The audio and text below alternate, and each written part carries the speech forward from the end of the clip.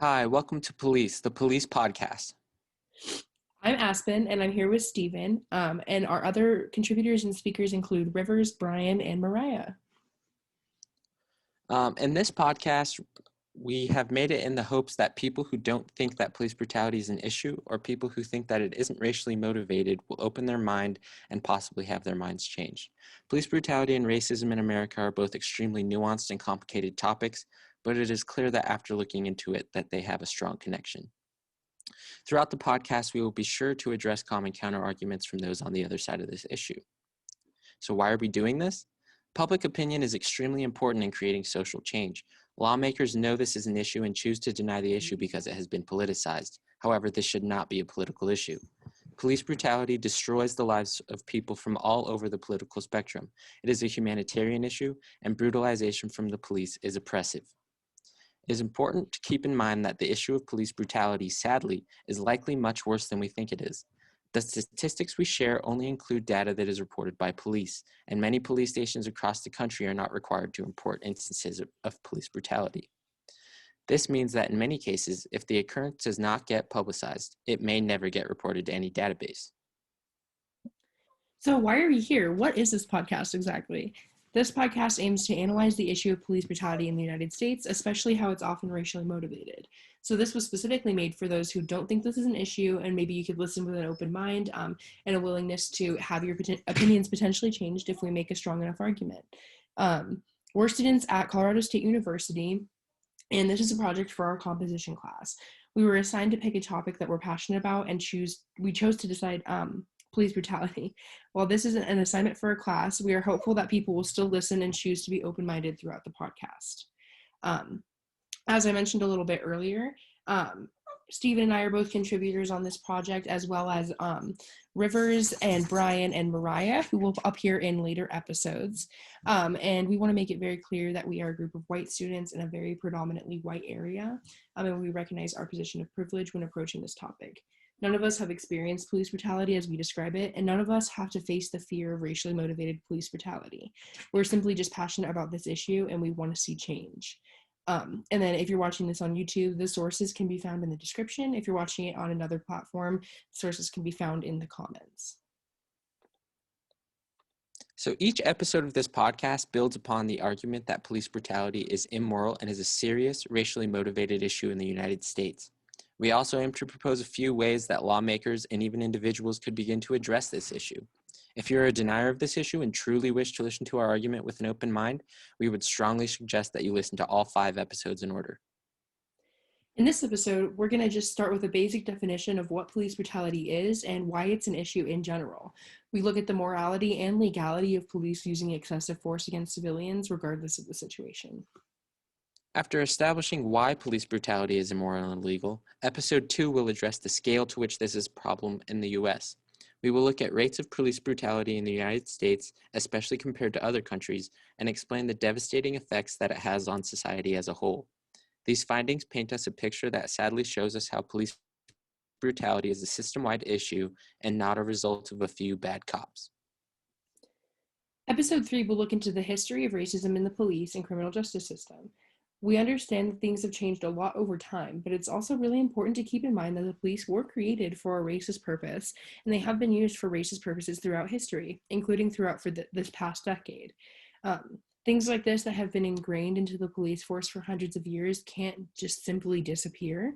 And we talk a little bit about how there has been no reforms to the police system since the Civil Rights Movement. In episode 4, we're going to look at how police brutality and racism are connected today. This episode will focus on the argument that police brutality is often racially motivated and disproportionately impacts people of color, especially the Black community, and we'll get into some ways of why this might be. Finally, the last episode will address just some of the root causes of this issue and propose a few potential solutions. Of course, we don't have all the answers by any means, but we have a few suggestions that could be quite beneficial as a start. So, what is police brutality? Police brutality is the unwarranted or excessive and often illegal use of force by the police against civilians. Brutality is defined as an act or course of action that is brutal in nature. Police brutality can exist in other forms too. For example, there are instances of police planting evidence on civilians, sexually assaulting civilians, and the complete disappearance of civilians after they have a police encounter. But for this podcast, we're going to focus only on recorded instances of violent interactions between police and citizens, and these interactions often leave citizens severely injured or killed. This includes brutal forms of crowd control like tear gas or rubber bullets, which can cause miscarriages and mutilate protesters. So let's examine why it is illegal and immoral for the police to brutalize its citizens. So to begin with, the United States claims that everyone is innocent until proven guilty in a court of law. When the police take violent action against a civilian or kill them, they are basically assuming that they are guilty of a crime and then executing legal justice on them in some sort of their own way. So the police are basically stepping in and replacing the court, and this is a violation of our constitutional rights. Another one is that the death penalty is rarely used in this country, and in the times that it has been used, it's only been used at the end of trials, and it's only been used at the end of highly publicized trials. The Eighth Amendment to our Constitution also prohibits cruel and unusual punishment, which includes violence and physical torture.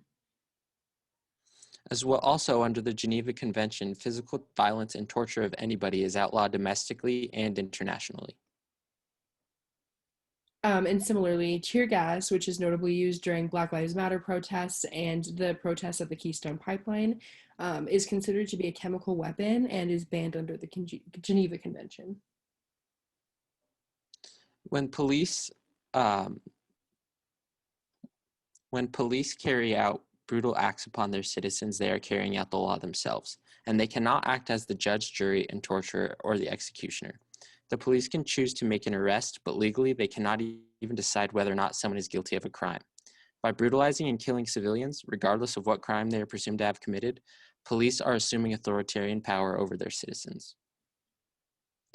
Not only are police taking away our right to due process, they are also breaching the social contract that we have in place between civilians and law enforcement.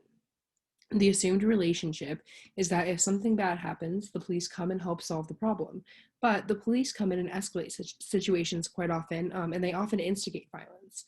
This makes civilians lose trust and respect for the police. The police are supposed to be de-escalators and resolvers of situations, but often escalate and start situations. De-escalation training has proved to be quite effective in other countries and in communities who have employed trained individuals to calmly de-escalate situations. It is also incredibly important to think about the loved ones of those who are harmed by the police. Yeah, and there are very few situations in which a police officer actually has the right to use violence. These do exist, but these cases are extremely rare and represent a very small amount of overall cases of police misconduct. Police are only justified in using force if they're certain that they might die if they don't. So this would include if they're actively being fired upon or if they're attacked by someone who could definitely overpower them. This does not mean that they can brutalize citizens because they might start firing or they might start attacking. This is what de-escalation is for. Also, well-trained police should be able to easily restrain most unarmed criminals, especially children. So Aspen, one of the strong counterarguments is that many people say that police officers are tasked with a dangerous job. Is it reasonable for them to get frightened and use force out of self-defense? Police officers definitely are tasked with a dangerous job, and there's no denying that. But studies show that the danger level on the job doesn't actually have any correlation to instances of brutality. So what I mean by that is studies show that crime rate is actually going down, but instances of brutality year after year are continuing to increase or stay the same. So this means that the level of danger faced on the job doesn't really have much of a correlation. And also in other countries with similar crime rates and similar levels of danger, police kill significantly less people, which we'll talk about a little bit in the next episode. But really, police in every country have a level of danger to their job, but only the United States has a major issue with police brutality because we allow the behavior to continue and we don't train police adequately. If police were trained to stay calm and resolve situations, they wouldn't be so frightened for their life, but they are thrown into dangerous situations with a lack of training, which is unfair to the police officers as well. So ultimately, police do sign up for a dangerous profession, and we appreciate that sacrifice, but it doesn't make it okay for them to brutalize citizens. Also, Stephen, I have a question for you. A lot of people would argue that if you're not doing anything wrong, you should just comply with the police. If you resist, you're making yourself suspicious, and police have the right to protect themselves. What would you say in response to this? Citizens have certain rights, including protections from unreasonable searches and seizures, and shouldn't be forced to comply in order to avoid being brutalized. Sure, a law-abiding citizen could simply comply with whatever the cops demand, but this would be a violation of their rights. Also, compliance does not guarantee that they will not be brutalized. There are many statistics about police brutality and whether or not victims tend to comply, but there are numerous well-known victims of brutality that were dead before they even got the chance to comply, or those who died despite complying with the police. An example of this is Adam Toledo, a 13-year-old boy who complied with the police before being killed. Another unfortunate example is Daniel Shaver, who was on his hands and knees complying with police orders when he was shot to death. 1 in 6 armed people killed by the police in 2020 were not threatening anyone at the time of the incident. De-escalation is necessary rather than having police officers shout at someone to do something. To find more examples of this, consider searching the term complied and still died. Police often kill children who, even if they didn't comply, should be able to be easily restrained in a non-brutal manner by a team of trained adults. Since 2015, police have killed over 100 children in the US. Compliance is not the problem. In conclusion, this episode examines the reasons as to why police brutality is immoral, illegal, and unjust, even if the victim is resisting arrest or is presumed to have committed a crime. There's really a clear power imbalance between police authority and civilians. It's oppressive to give police the power to mutilate or kill anyone as they please. And honestly, as it is now, they really are able to do that because police are very rarely punished for committing brutality. These behaviors from police are similar to what I used to think of when I thought of police in extremely oppressive countries. And I can't believe that people are just okay with this happening in America. That's a great point, Aspen. Thank you for listening to this episode of this podcast, and make sure you tune in for the next one where we will look at the magnitude of this issue along with the devastating effects that it has. Thanks for listening.